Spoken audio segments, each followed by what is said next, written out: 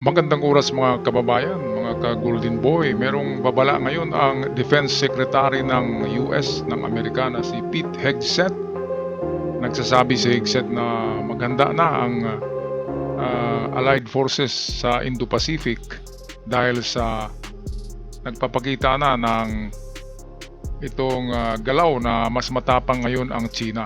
Ito'y nangyari dahil sa ang una ay itong pagpasok ng warships ng China sa karagatan ng Australia at nagpaputok doon na sinasabi nila military drills. At ang pangalawa nito ay ang paggawa ng napakalaking military drills sa palibot ng Taiwan na nagpadala doon ng napakaraming warships at eroplano ang China.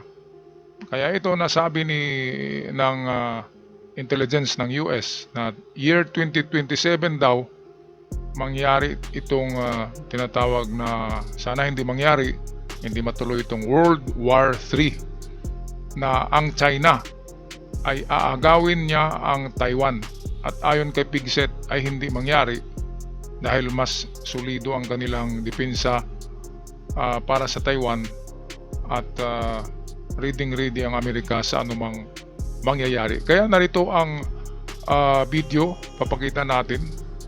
Ito yung propaganda video ng China kung saan pinapakita nila na magagaling yung kanilang mga sundalo.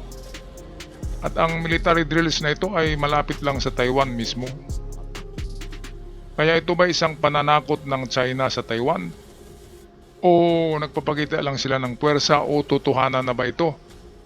Kasi kulang na lang ay doon ipasabog sa ang mga missiles sa kalupaan ng Taiwan. Missiles ng China. Kaya yung mga eroplano nila talagang nagtatarget ng mga ng kanilang target at pinasabog talaga. Kaya Amerika ay nagsasabi na we're not playing around. Seryoso sila, sabi ni Pete Hegseth. Siyempre, battle tested ang Amerika. Kahit anong oras, ready yan eh. Lahat ng bases ng Amerika ay naka-encircle, nakapalibot na sa China eh. From South Korea, Japan, Taiwan, Philippines, ay kulang na lang Vietnam eh, nalagyan ng bases. Kaya stalemate or sabihin natin na checkmate na ang China, di ba? Mga ka-Golden Boy. So eto,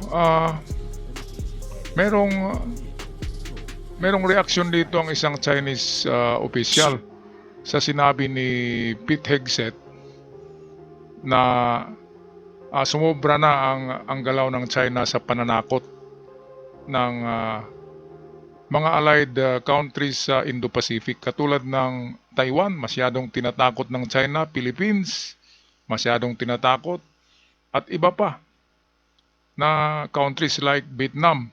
Tinatakot din yan, pero ang Vietnam ay wala yatang US base doon ang Amerika. Kaya on its own ang Vietnam.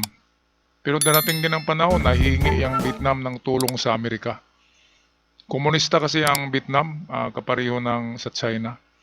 Kaya hindi sila lumalapit sa Amerika. Pero inaagaw ang kanilang teritoryo ng China. So ito ang sagot ng isa sa high-ranking military officer ng China sa sinabi ni Pete Hegseth na wag niyong gawin ang mga balak niyo dahil ready ang Amerika sa anuman oras at kapag galawin ang Taiwan ay hindi makatubiling aatake ang Amerika. So ito, atin pakinggan to. 不得人心，也不根本就是挑对中方的无端指责。我们不接受对中方的无端指责，有的内容无中生有，有的颠倒黑白，有的贼喊捉贼，根本就是挑起事端，制造分裂，煽动对抗，搞乱亚太，这违反潮流，不得人心，也不可能得逞。举办相会的初衷是为了研究问题，不是制造问题。 So ito atin to itagalog tong mga sinasabi niya. Ang sabi nung inchik, ito na mukhang noodles, ang sabi niya ay hindi naman daw sila nagsabi na aatake sila. Ayan, di ba? Kumambyo kagad. At ang gusto lang daw nila ay kapayapaan. Shangri-La, di ba? Bakit kapayapaan? Kapayapaan ba yung mag-military drill ka sa harapan ng Taiwan at magpapasabog ka? Kapayapaan ba yung pinasok mo ang teritoryo ng Australia at magpasabog ka rin doon ng mga missiles? Kapayapaan ba yung mang-agaw ng teritoryo ng Pilipinas? Kalukuhan, di ba? Kaya napupuno na ang Amerika eh. Napupuno na ang Amerika, kaya nagsasabi na si Pete Hegseth na we're not playing around like little boys, di ba? Hindi mga bata yung Amerika. At hindi katulad sa China ang propaganda ng Amerika, ay hindi katulad sa China na puro kasinungalingan at baliktad sa kanilang mga aksyon, di ba? Sabi nila, stabilization in the region. Stabilize daw ang region kapag ang China ang itong hahawak sa South China Sea. Kalukuhan, di ba? Paano may stabilize? Inagaw nila ang karagatan ng kahit sa Brunei, inagaw nila. Sa Indonesia, Malaysia, sa Vietnam, inagaw nila. Lalo nang sa atin, ang laki-laki ng inagaw nila sa atin.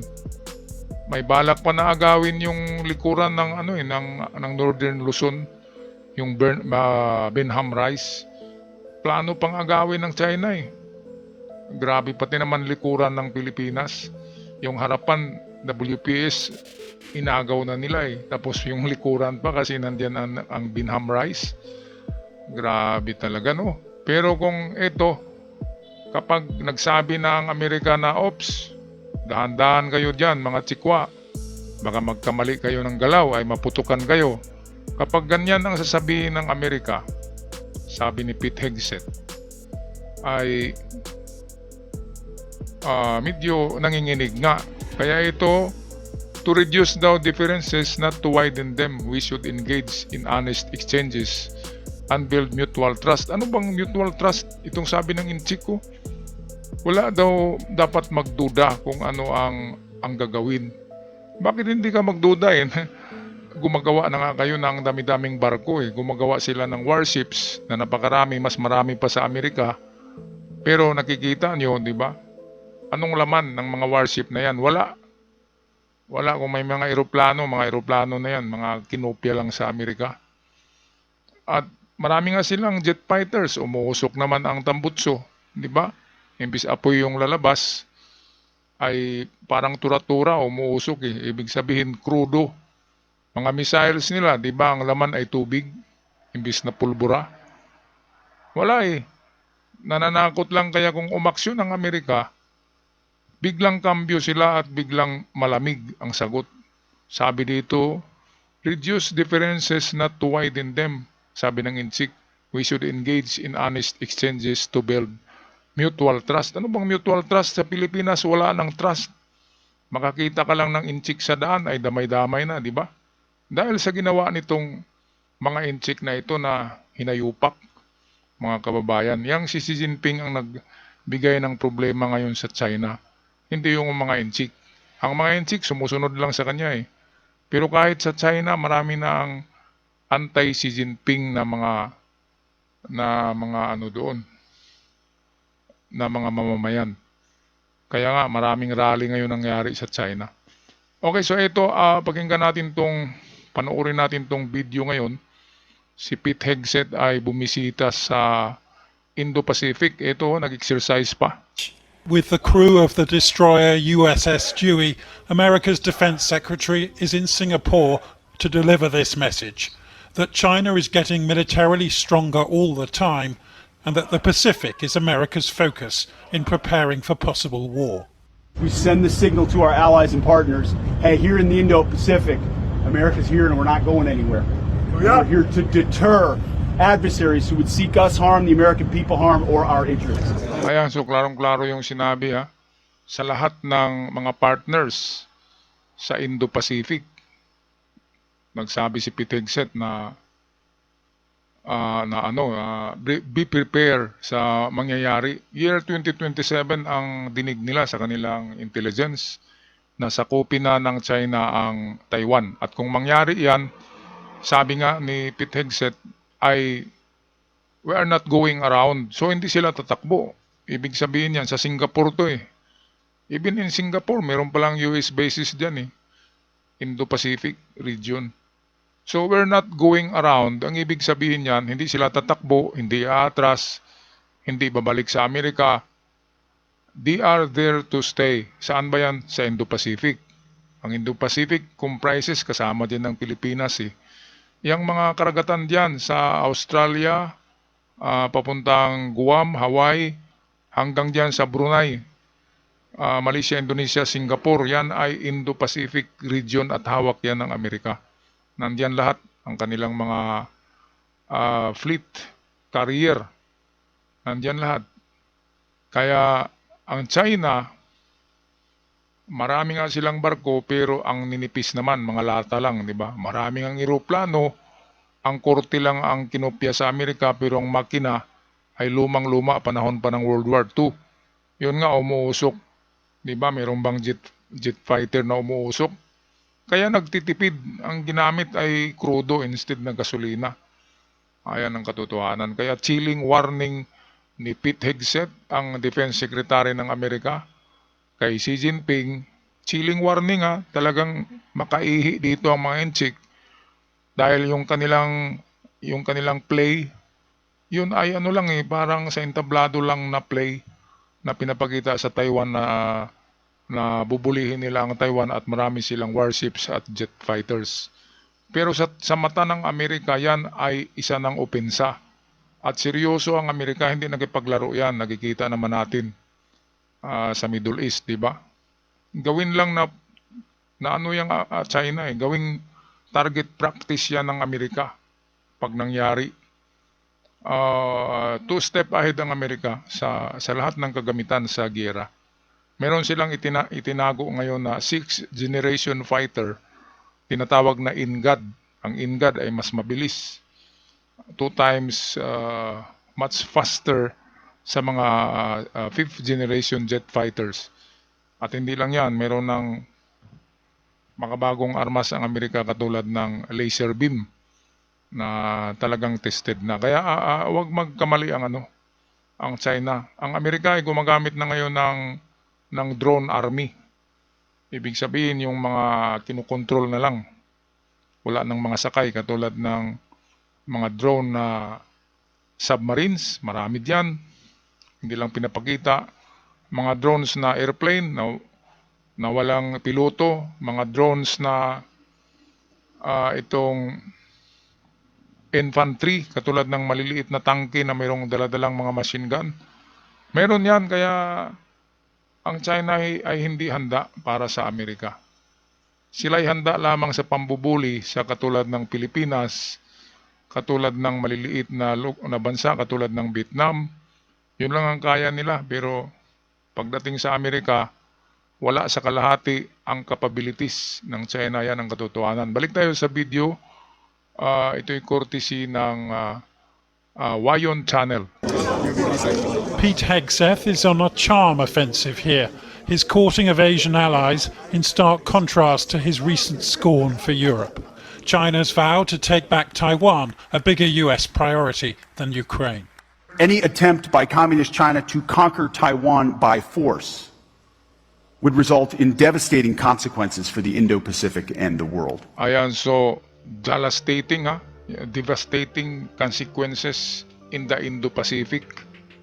Kapag gagawa ng dahas ang China sa Taiwan, ito yung chilling warning. Klarong-klaro sa harapan niya ng Indo-Pacific na allies ay sinabi ni Pete Hegseth sa Shangri-La pala to Shangri-La Dialogue, na kapag gumawa ang China ng dahas at atakihin ang Taiwan ay hindi sila tubiling magbigay ng consequences. Yung consequences na yun na yung bumbahin nila ang China, di ba? Kaya China ay makinig kayo kay Pete Hegseth. Sumagot pa kayo eh. Huwag na kayong sumagot. Kasi kapag nagalit ang Amerika at nagkaroon ng rason para bombahin kayo ay matulad kayo sa Hamas na binumba. Matulad kayo sa Houthi na binumba ng US. At talagang wala kayong kaano-ano. Diba? Wala kayong capabilities na magipaglaban sa Amerika. Ang Amerika ay battle tested talaga yan at ang kanilang gagamitan ay tested. Yung mga pangyera na gagamitan ng China, di ba, nasubukan na sa Pakistan eh. Ngayong bagong gera lang, Pakistan versus India, anong nangyari? Hindi sumabog yung ibang rockets, ay naglanding, hindi sumabog yung mga missiles, lumipad nga pero hindi sumabog. Anong tawag diyan? Di palpakis, di ba? Kaya even in the Pakistan, hindi na ang Pakistan bumili ng armas sa China eh, kasi yung unang binili nila, palpakis talaga. So yan ba yung magipagdigma sa Amerika? Mabuti pa yung sa Rusya kahit na lumang mga klaseng armas ay sumasabog pa, di ba? So ito, balik tayo kay Pete Hegseth. There's no reason to sugarcoat it. The threat China poses is real and it could be imminent. We hope not, but it certainly could be. The Taiwanese are now test-firing American artillery rockets for the first time, after China's President Xi reportedly told his troops to be ready to invade by 2027. Ayan, so sa bibig pala mismo ng Tidibir, no? Sa bibig ng Kung Fu Panda nang galing kay Xi Jinping na atakihin na nila ang Taiwan sa 2027. Kaya pala sabi ni Pete Hegseth, war is imminent. Kasi sinabi pala, parang si Digong din pala ito eh. Nananakot, sinasabi, di ba? Yun pala ay wala eh. Abangan natin ng 2027 kasi apektado tayo diyan. Kapag inatake ang Taiwan ay aatakihin din tayo ng China kasi merong mga US bases dito. Katulad ng nangyari yan sa World War II. Nang atakihin ng Singapore, ng Japan, ang isinunod nila ay Pilipinas. Ganyan yung mangyayari. History will be repeated. Ganyan yan mga kababayan. Kaya maganda tayo ng 78 hours emergency kit. Mga medisina, muskitero para sa lamok sa bundok, kung saan tatakbo, mga gamot, mga pamingwit ng isda, di ba? Mga panghuli ng ibon. Survival na yan eh, kasi ang gera matatapos talaga yan. Tingnan nyo sa Ukraine, mag-3 taon na, di ba? Kailangan natin ng emergency kit na halos magagamit at emergency foods na magagamit 1 taon kapag tatakbo sa bundok. Okay, so chilling warning talaga ito. Kahit si Xi Jinping nag-warn sa Taiwan, and then Pete Hegseth nag-warn din sa China na wag niyong gawin. Kasi talagang mag-retaliate sila ng mas grabe. Sabi nga ni Biden noon ay ang kanilang pag-atake ay swift. Swift ibig sabihin mabilis. Mabilis at epektibo. Yun ang sabi ni Biden noon. Kapag nagkamali ang China, precise and swift pala yung sinabi. Swift and precise ang gawing atake ng Amerika. Ibig sabihin yung mga target, pinipili talaga yung mga target, mabilis, madali, pulbos lahat. Ay, totoo yan. Kasi ang the mother of all bomb ngayon na naimbento sa buong mundo ay nasa Amerika. Kung nakita nyo, 30 meters na lalim ng lupa ay kaya abutin ng bunker buster ng Amerika. Walang ganyan sa Rusya, walang ganyan sa Korea, sa China, wala silang bunker buster. Kaya kahit saan man magtago, sa ilalim ng lupa ang mga inchik, katulad ng ginawa ng Hamas, wala silang mapagtaguan kapag gagamitin ang bunker buster ng Amerika. Ayan, so ito, tapusin natin ang video, balik tayo. But calling that invasion possibly imminent might be deliberate exaggeration, designed to frighten the Asian horses, to persuade America's allies to pony up on their defense spending. Ngayon naman sinabi na nananakot daw ang Amerika. Para daw bibili ng armas sa US ang Allied Forces sa Indo-Pacific. Bakit naman tinatakot ng Amerika ang Indo-Pacific? Sila pa nga yung nagbantay sa Indo-Pacific eh, para hindi mapasok ng China. Ang katotohanan yan, sinabi talaga ni Xi Jinping na sa year 2027 ay maghanda na ang kanyang army dahil lulusob na sila sa Taiwan at agawin nila ito. Kaya ito yung sinabi ni Pete Hegseth na kung gagawa kayo ng dahas sa pag-atake sa Taiwan ay yari kayo. Kung sa Tagalog pa, yari kayo. Ayan, kaya wag magkamali ang China. Kaya sumagot yung kanilang spokesperson eh, na hindi daw sila nagsabi na aatake sila. Ang kanila daw ay peace and stability in the region. Paulit-ulit niya na sinabi nila, pero peace and stability ba yung mga agaw kayo ng lupa, mga agaw kayo ng bansa, mga agaw kayo ng karagatan, mga agaw kayo ng mga minerals na nasa teritoryo ng ibang bansa, ng Pilipinas? Kalukuhan, sarap pagsampalin. Ito si Gibo Teodoro, pakinggan natin yung kanyang explanation. Ay nagiging resulta nito ang pagwawala ng tiwala ng tao sa common Chinese person. Ito, galing sa kanila yan. Quote, appeasement cannot bring peace and compromise cannot win respect. Bakit pagdating naman sa atin, iba naman ang gusto nilang gawin natin? So, iba po ang sinasabi nila pag sila ang naapektuhan kaysa sa pag sila po ang agrabyado talaga. Ang ginagawa nila sa atin ay nagtatangkang sumupil sa atin. Sumupil, ayan. Tayo ba'y mag-a-appease o magko-compromise? Sila nga mismo sinasabi, hindi sila nagko-kompromiso. So, anong tama doon? Ayan, so ano nga bang tama? Ang China kasi kapag magsalita yung kanilang spokesperson ay baliktad sa nangyayari. Katulad sa WPS, sila yung bumangga sa ating mga barko. Tapos sabihin nila binangga daw sila. So, paano magkaroon ng compromise dyan, di ba? Ng pagkakasundo, sila yung nambubuli. And then, appeasement. Ibig sabihin ay mag-relax lang, yung parang wag magalit, appease, di ba? Kaya natin yan na wag magalit, pero kapag binangga na yung barko mo, anong damdamin ng mga ng mga nandyan sa barko, ng mga crew? Tatawa ba? Binumbiro yung barko natin, tatawa ba tayo? Magalit talaga tayo. Kasi baliktad ang sabi nila, peace and stability in region. Meron bang peace ng bubumbero kayo, binangga niyong mga barko?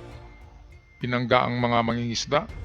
Merong bang peace na ganyan, and stability? Tapos okay lang kung sa karagatan nila nangyari, sa atin sa loob ng teritoryo. Kaya magagalit talaga tayo. Kahit na di ba, sa mga insekto, sipain mo yung bahay ng putakti, kagatin ka talaga. Di ba? Yung mga naman, yung ants, yung mga langgam, tapakan mo yung mga langgam, di ba?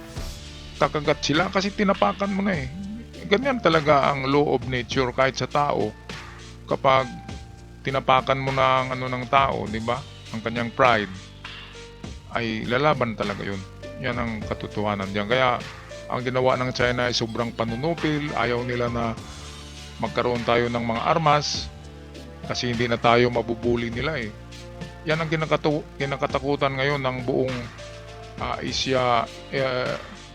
East Asia dahil ang Pilipinas ay punong-puno na ng armas dahil sa Amerika. So, ibig sabihin ay respetado na tayo ngayon ng Southeast Asia. Kasi punong-puno na tayo, armed to the teeth, ang sabi. Parang mga Doberman tayo, pangil natin, ang pangil natin, matatalim na. Ready na Ready na tayo. Lalo na nandiyan ang Amerika, naka-back up. Pati Japan.